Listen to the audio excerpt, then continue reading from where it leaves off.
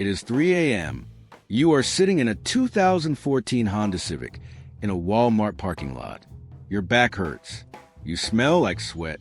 But in the trunk, inside 5 heavy gym bags, sits exactly $10 million in used $20 bills. You are exhausted. You are paranoid. And you are starving. So you decide to risk it. You walk inside to buy a turkey sub and a Gatorade. Total cost, $12. You reach into your pocket and pull out a wad of hundreds. You hand one to the cashier. She sighs. She picks up that little brown marker to check if it's fake. She looks at the bill. Then she looks at you, shaking, sweaty, eyes wide. She picks up the phone. Manager to the front, please. You leave the sandwich. You run back to the car. You didn't even do anything illegal, but you are terrified. Why? Because you just realized the most painful truth about the criminal underworld.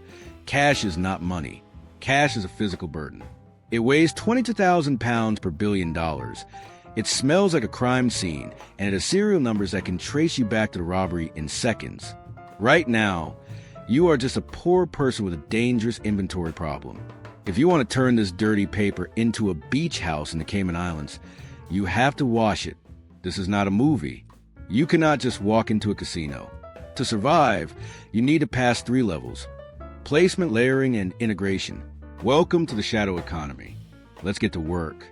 Level 1 is placement. This is where 90% of criminals get caught. You have physical cash. You need digital numbers. The banking system has a tripwire called KYC. Know your customer. If you walk into a bank with $10,000 or more in cash, they're legally required to file a CTR, currency transaction report. That report goes straight to the IRS and the FBI. So, your first idea is the same idea every amateur has. The smurf. You decide to break the money down into small chunks. This is called structuring. You figure if the limit is $10,000, you'll just deposit $9,000. You call 3 friends. Let's call them the idiots. You give them each stacks of cash and a list of different banks. You tell them, deposit this. Keep $100 for yourself. Don't look suspicious. It works on Monday. It works on Tuesday. You actually manage to get $100,000 into the system. You feel like a genius. But by Wednesday, one of the idiots gets lazy. He goes to the same bank branch twice in 1 week. The teller notices. She doesn't say anything. She doesn't call the police.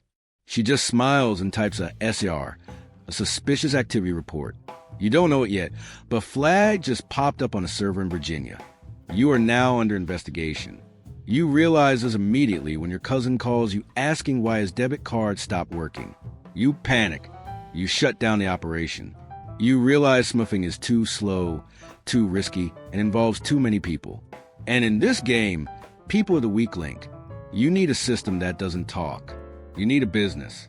But not just any business. You need a business that deals in cash and has no inventory. If you open a TV store, the IRS can count your inventory. If you say you sold 100 TVs, but you only bought 50 from the supplier, you go to jail for fraud. You need a service business. Something where the product is invisible. You look at a car Washington, too cliche. You look at a strip club, too many cameras. Then you see it. A rundown building with flickering neon lights. Galaxy laser tag. Think about it. Who pays for laser tag? Kids. How do they pay? Birthday money. Cash. Does the IRS know how many kids played laser tag on a Tuesday? No. If you say 500 kids played, but only 50 actually showed up, nobody can prove you wrong. Congratulations. You are now the proud owner of a failing laser tag arena. Now, the real work begins. Level 2 is layering. This is the art of confusing the trail.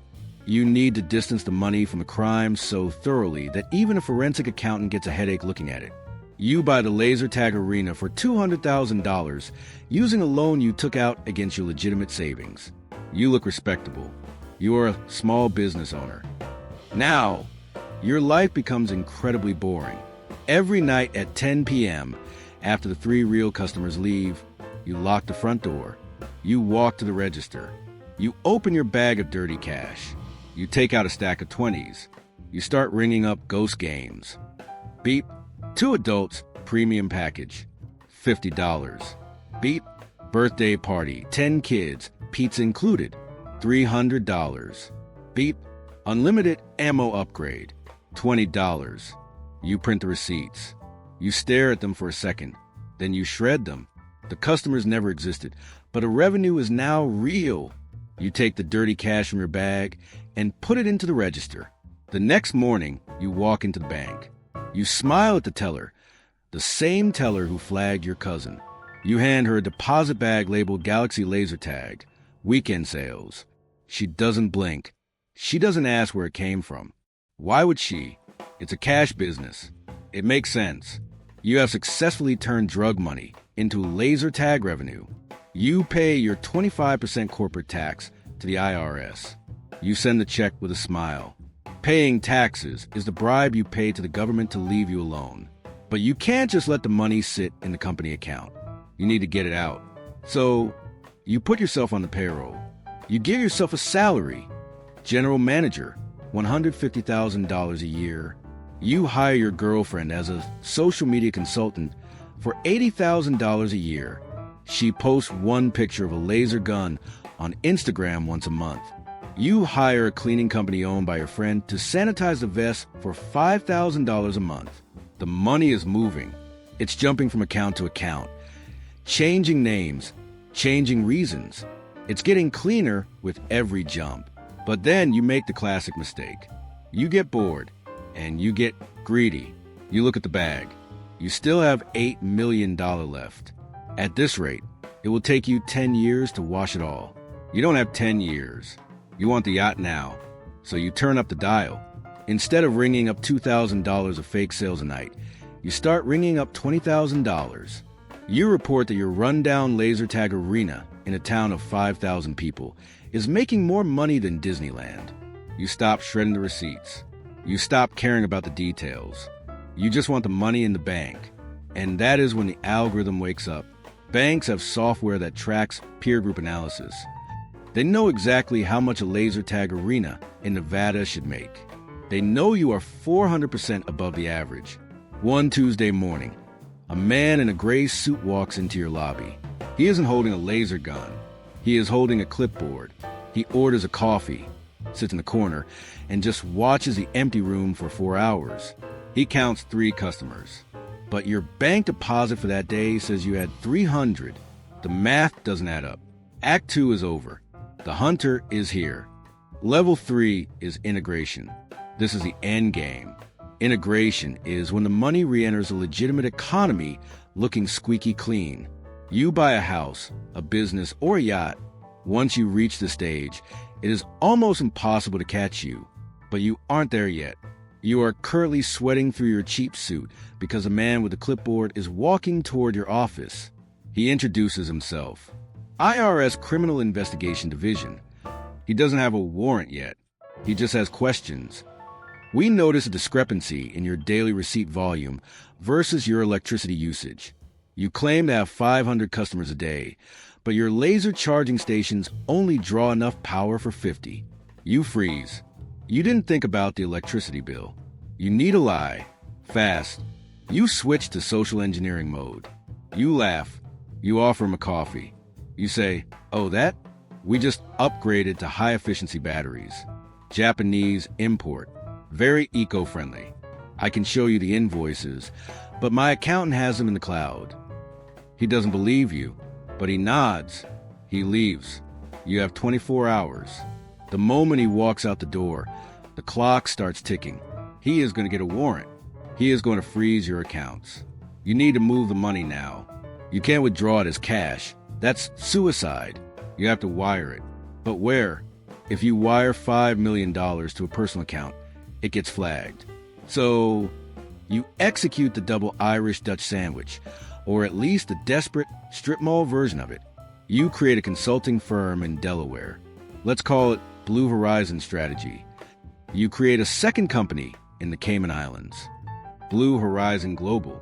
Your laser tag company suddenly hires Blue Horizon Strategy for emergency business restructuring. The fee? $5.2 million. You sit at your computer. Your finger hovers over the enter key. This is the most terrifying mouse click of your life. If the bank algorithm flags this transfer, you go to federal prison. If it goes through, you vanish. You click send. Processing, processing, processing. You hold your breath. You stare at the spinning wheel of death. Transfer complete. You don't pack a bag. You don't say goodbye to your girlfriend, the social media consultant. You don't lock the door of the laser tag arena. You drive straight to the airport. You buy a ticket to a country with no extradition treaty. You leave your Honda Civic in the airport parking garage. You leave your old life in the passenger seat. So here you are, Panama, or maybe Belize. It doesn't matter. The sun is shining. The water is turquoise. You have a $20 cocktail in your hand. You pull out your phone and check your offshore account balance. You have $5.8 million left. You incinerated 42% of your fortune just to clean it. That is the laundering tax. It hurts, but technically you won. The money is clean. The FBI can't touch it. You can finally buy the Lamborghini. You can buy the mansion. You can buy the $50,000 watch. But you realize something funny. You don't want the Lamborghini anymore.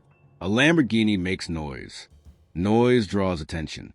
And attention is the one thing you can never afford again. You realize you can never go home. You can never see your mom again. You can never go to your favorite dive bar. And that girlfriend you left behind? The social media consultant? The FBI is interviewing her right now. Is she loyal? Or is she trading your location for immunity? You check your phone again. No messages. You thought the prize was freedom. But the prize is actually paranoia. Every time a car door slams outside your hotel, your heart stops. Every time the Wi-Fi cuts out, you think they found your server. You are the richest man on the beach, and you are trapped in a cage made of gold. But hey, at least you aren't in a cell. You survived level 1. But the game isn't over. Having money is hard. Keeping it is harder. Next time, we'll talk about how to disappear completely without leaving a digital footprint. If you want to survive in the shadow economy, you need to stay educated. Subscribe to the channel. It's cheaper than a lawyer,